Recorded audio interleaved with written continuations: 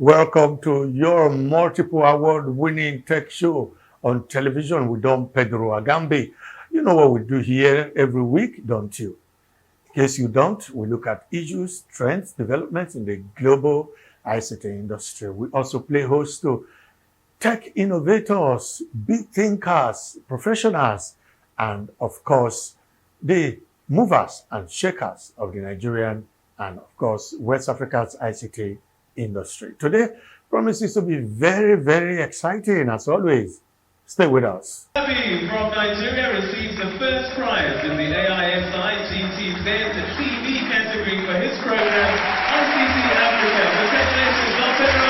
ICT Reporter of the Year, Electronic, Don Pedro Agambi.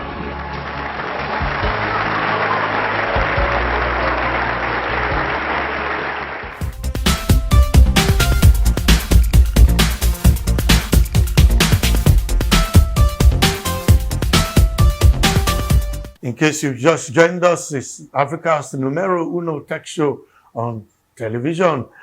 When we come back from this quick break, you'll meet our tech personality of the week.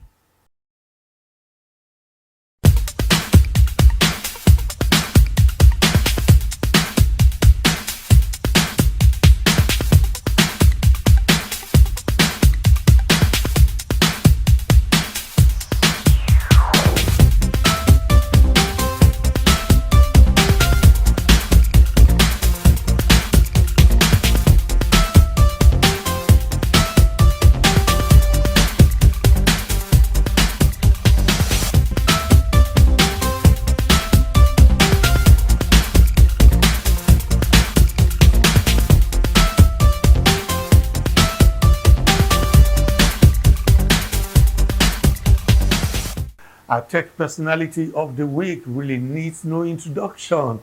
The former president of Association of Telecommunication Companies of Nigeria is a former consultant to the Nigerian Communications Commission (NCC), a former board chairman of the Digital Bridge Institute, and of course, the founder of the executive Cyberschuul. Engineer Titi Omo-Ettu, since his retirement from the sector, is the first interview he's granting to any TV journalist. We went to his hometown in Odolegon in Ijebu-Ode, right there in the city of Ogun State. Watch this. Engineer Titi Omo-Ettu, for his active participation in the liberalization of Nigeria's telecoms industry and the ICT industry spanning over 4 decades and helping in the development of the sector, and his unwavering special focus and hands-on on education processes, consulting, youth development, and universal access.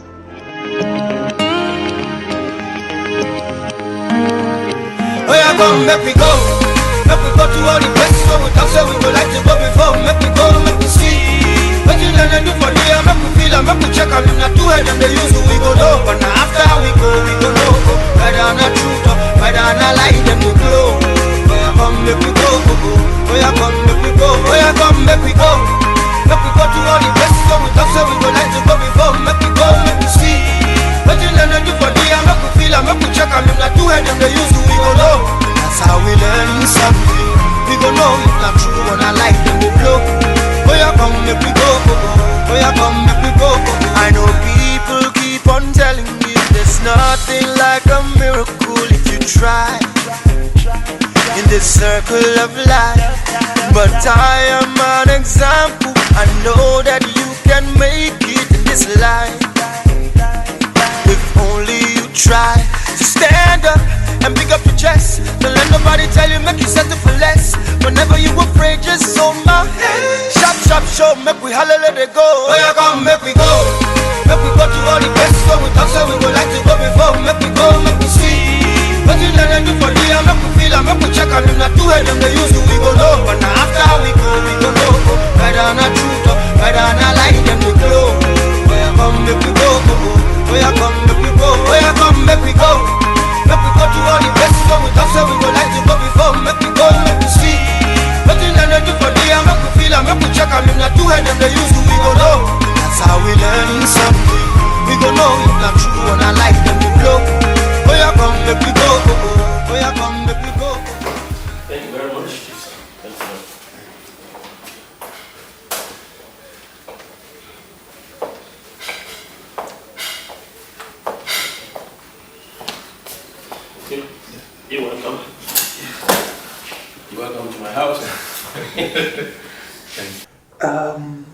Let's begin this way.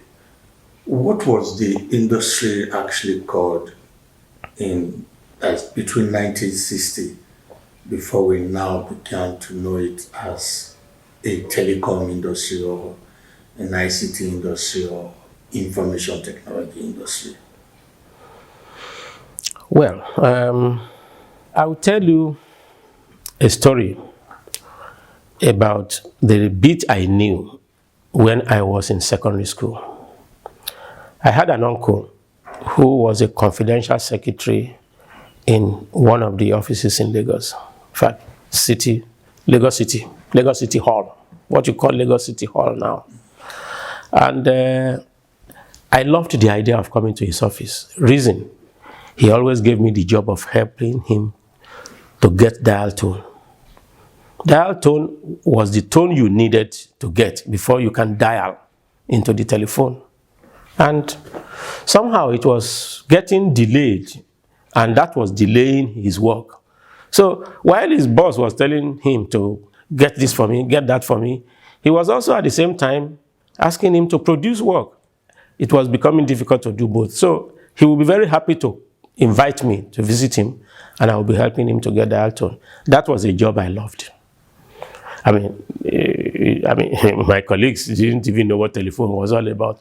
I had graduated into even getting dial tone, and spending a long time on the telephone, even though I wasn't talking. Then it reached a point where I graduated into even dialing for him. So give me the number, I would dial. The point to make there is that dial tone was a function of the quality of telephone that existed. So if you ask me, I will tell you that although I did not know about the industry at that time, that gave me an indication of what type of telephone there was. I don't think I ever saw telephone until I came to Lagos. So, but there was telephone in my principal's office. But how many times did I enter my principal's office? We were told there was telephone there. And I think when we went inside by accident, we saw the phone. We never saw him use it. Let's come back to when I was about to graduate. I did my undergraduate industry training at a company called Flour Mills. And about the last roundabout before Flour Mills, I noticed that the P&T people, technicians, they were always on top of a tree. P&T was called what? Post and Telecommunications. Yes.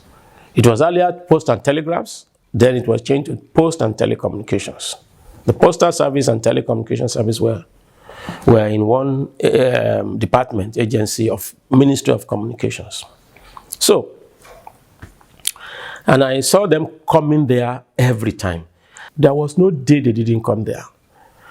It was only when we were resuming in the morning we didn't see them there because they had not come. But when we were going on break, they were always there. The impression I had was that there must be something there they were looking for and they never got.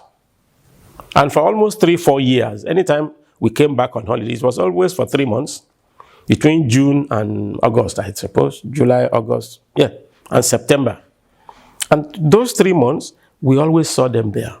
So when I finished, I really wanted an opportunity to go to their industry and see what could it be that they were doing in that place.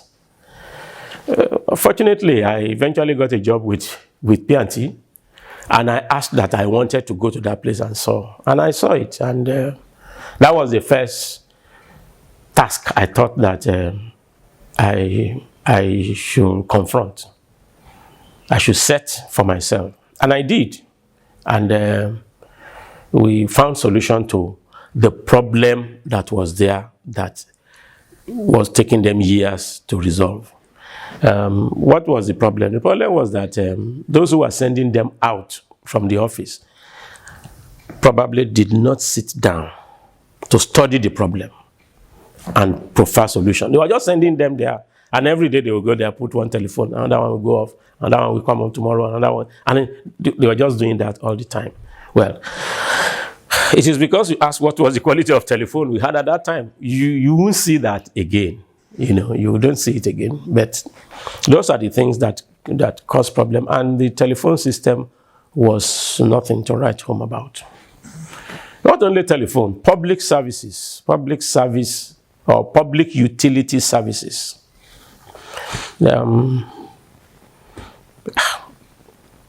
I don't think Nigerians have water.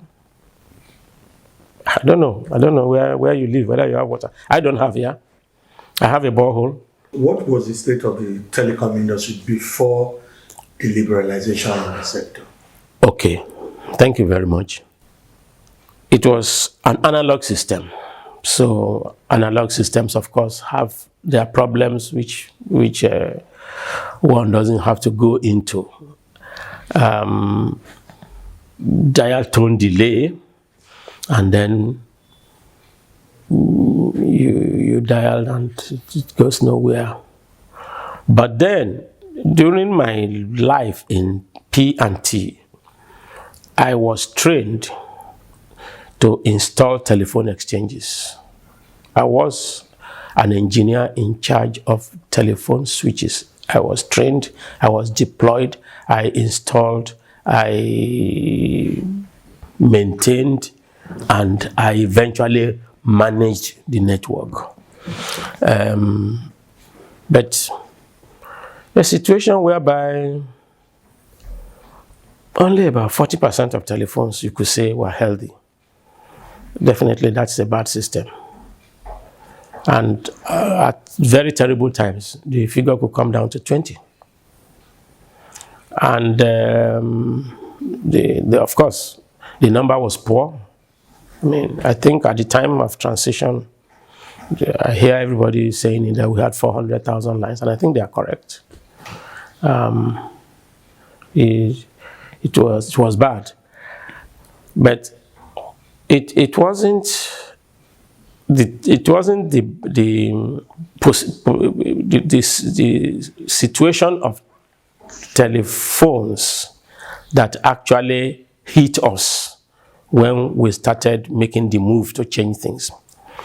It was one of us in the Nigerian Society of Engineers, what you call NIEEE now, the Nigerian Institution of Electrical and Electronic Engineers.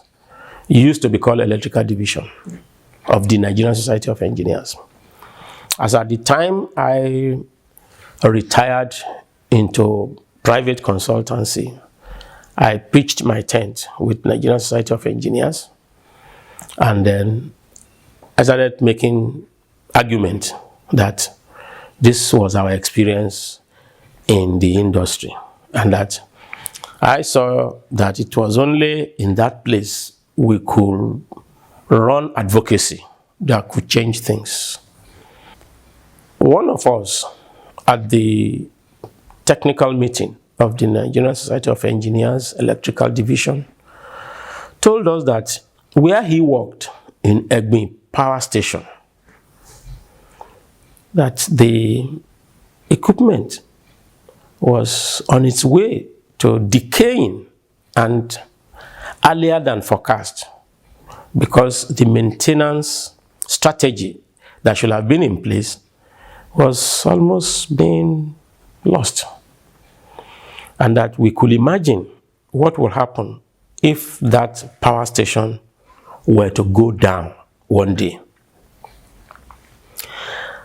Then he felt that the association should make a move now that we knew. And some of us said, yes, it's not only in your power station, even in my own telecommunications too. I can tell you similar stories. And that at that time, I had retired. I just retired. And I was looking for where to join those with whom we could work to change things. And that was the best place I thought of. And that kind of question that day just opened us to thinking wide. And then we decided that day that we will constitute committees that will go and study the system. Now that some of us had the information, we should bring it to the committees, and then we should suggest solutions. That was the first practical move to liberalization.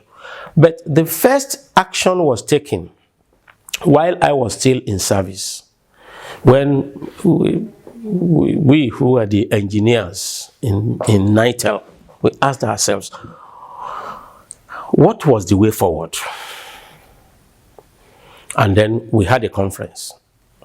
We invited contributors from all over the world, especially from ITU, and from those countries where our own vendors, those who sold equipment to us, came from. And they came to talk. And there were about 38 papers that they submitted to us to review, to use. I think we used about 12 or 13 of them. I was the editor of the conference, so I had access to all those papers. Only one did not say that we needed to liberalize. All the papers said the answer was liberalization. So that was the first thing that fired my mind into liberalization. But that time I was still in service. Now, you know, I became an advocate of liberalization, even within the system. But because I thought that it was very difficult to take any move to even change things from within, I opted to retire. And it was convenient for me to say that, yes, I was 40 years old. Yes, we had already analyzed what was wrong. Yes, it looks like we are not doing anything about it. Yes, I think I want to go out so that I could do something from outside. And I don't think I regret it. Okay, so basically all of these issues necessitated the call for liberalization. Oh yes, oh yes. That conference, it was 1988. That conference ended up saying liberalize. Coincidentally, there was a report, The Missing Link. There was an ITU report. It was titled The Missing Link. I mean, the title was long, but they shortened it eventually to the chairman of the commission of the group that did the report said, let's just call it The Missing Link. It was a very beautiful report. I had access to it because I was editor of the conference I just talked about, and I read that report. I was not left in doubt that that was the answer to our problem. I was not left in any doubt. And so I became an advocate. But advocate within government, you can only do very little if you are within government. Yeah, you just have to do your work. And in doing my work and being an advocate, I was beginning to run into conflict with administration. And I thought it was better I left. I mean, so that was why I left. I left in 1990. And then that issue, that meeting I talked about in the NIEEE happened in 1991 or end of 1990. And when we set up the committees and in my own committee, which was telecommunications, I mean, obviously, I quickly rose to become secretary of the committee. And I quickly rose to be a spokesperson of the committee. And the report was easy to write because we had documents. I mean, if you have the document that we used during the conference of 1988, we had materials. So we just used the materials. And then we started planning for liberalization. And then there was another committee on electricity, on telecom, on energy, we call it energy, and power, and then on aviation. Yeah, those were the three we could set up that day, because those who were at the meeting, we had enough people around to form committees in these subjects. It wasn't as if we did committees on all the things that were wrong. I don't think we formed any committee on water supply. You know, but those who were, those of us, I think we were about 50 at that meeting, and we were able to establish a committee of seven people who showed sufficient interest. But while we came back with the report that we had an answer, liberalization, the electricity committee came back with a different answer. And when we were reviewing what we came back with, we couldn't harmonize the two reports, because we insisted liberalization was it. But they didn't favor liberalization. They talk of something else, and we thought that wasn't the answer. So, short of the matter being setting us at war, we just said, you go and do your own, we go and do our own. I must mention engineer Adebayo Bodedi. It's late now.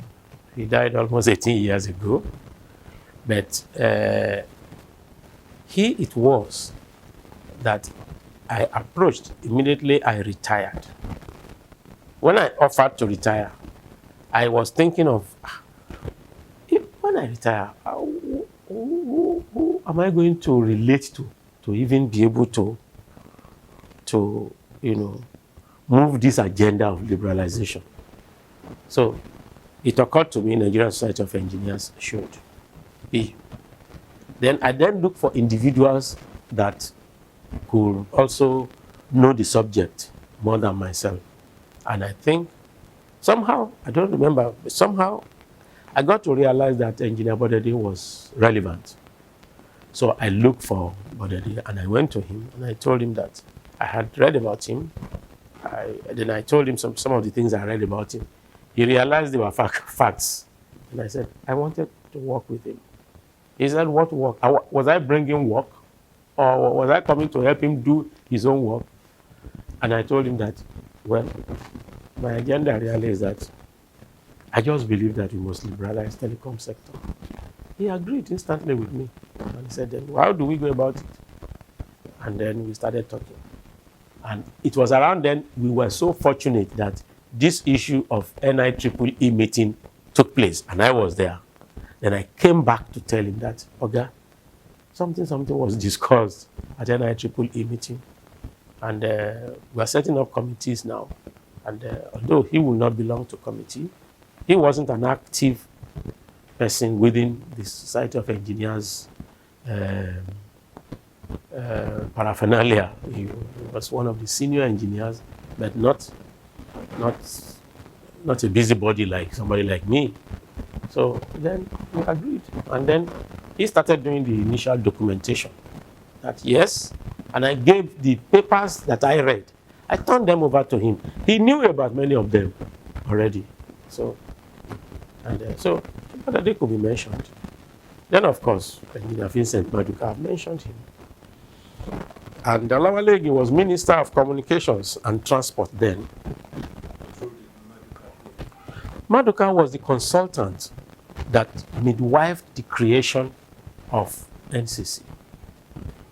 He studied many telecom reformation in many countries, and he chose what he thought was best suitable. I think the Australian version was the one he felt was good, and because we were,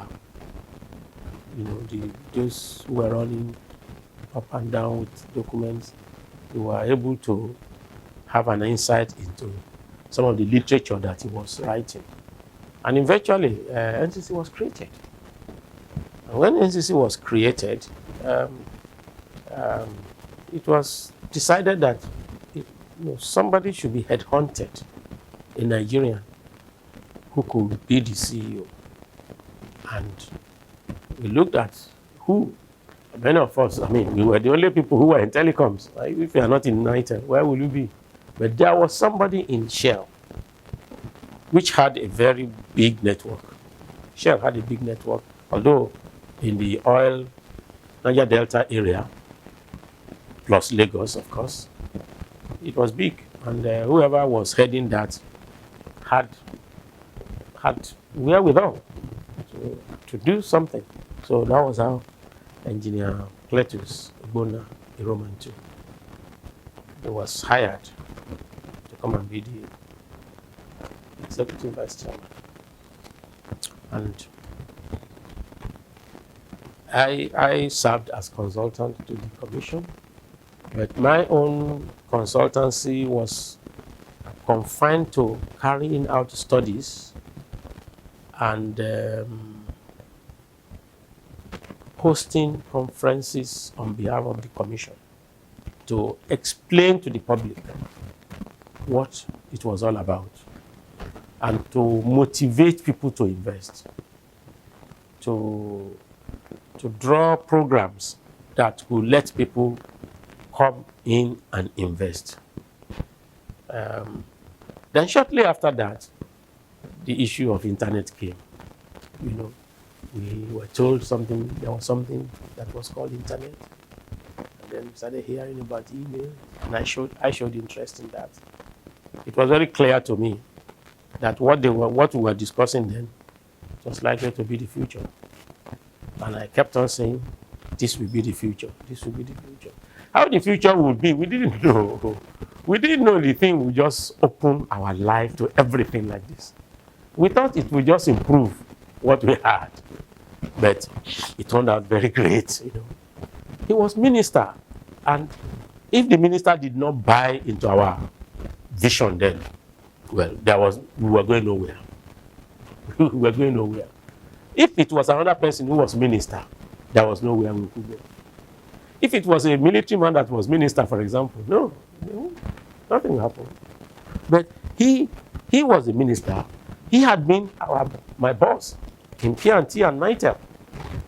He had been a permanent secretary. He had been everything that you could be in the industry. So now being minister, it was easy to tell him the story. And he bought the story, and he was just allowing the consultants to move. And that's the engineer, Vincent Maduka. And then NCC was delivered. And then we started doing many things, holding conference. I was concentrating on holding conferences and bringing the sermon to the people. And I enjoyed doing it. I enjoyed doing it a lot. Yeah, so tell us about the GSM story. There was an auction before the, what we call the GSM revolution. Can you refresh us? Yes, let's call it the mobile telephony story. And that we opted for GSM. GSM, or let me say mobile telephony, was a technology whose time came. And it broke into the world. And I think all over the world, everybody embraced it. But we, in particular, did very well on it. We did very well. The crossover of government from military to civil rule actually coincided with the time when GSM was being aggressively marketed everywhere. The GSM was presented by its proponents, its vendors. It was presented as if it was an African solution. That if we wanted a technology that Africans will use and it will connect us, that GSM was it. That was the story we read about their strategy. And Nigeria bought into the story. and we managed it very well.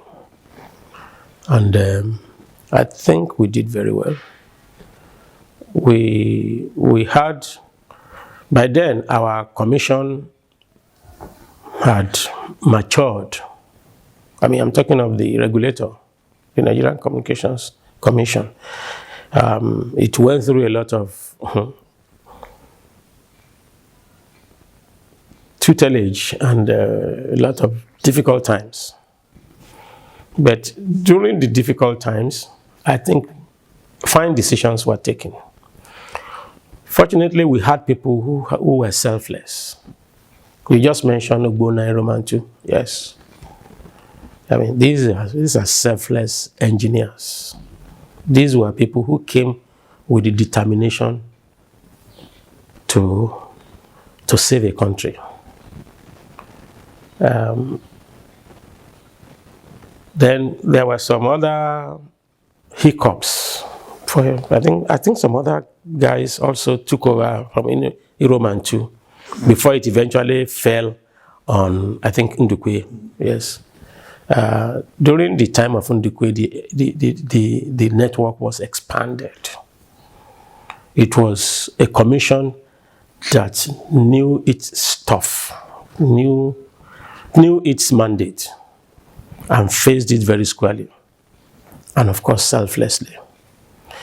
You see, it is not just facing things squarely that matters, but facing it selflessly, I came to realize is very, very important. I am not aware of the things that we should do that we don't know that we should do it. I'm not aware. Most of the things we wanted to do, we knew what we wanted to do. We knew where we were going. But when people are in positions where they are key and they are not selfless, God helps you. Yeah, but we did our best. By Nigerian standards, our industry was very, very, very well managed, even by African standards. But it wasn't managed sufficiently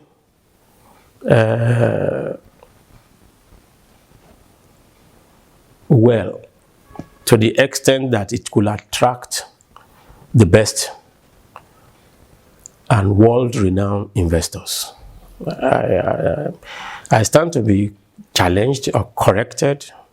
World-class investors did not opt for our industry.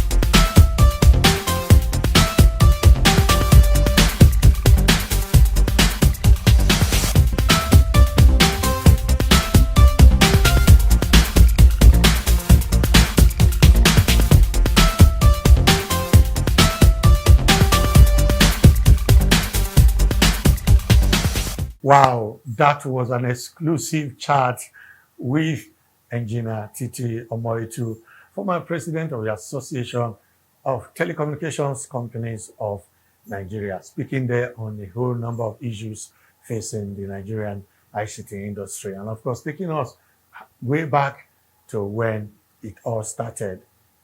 Now, if you found those very informative and educative, please reach out on the numbers and emails now showing on your screen. You can also see this on our YouTube channel. Don't forget, the concluding part of this interview is coming your way next week. On behalf of the production crew, thanks for watching. Same time, same station. I'll be here next time.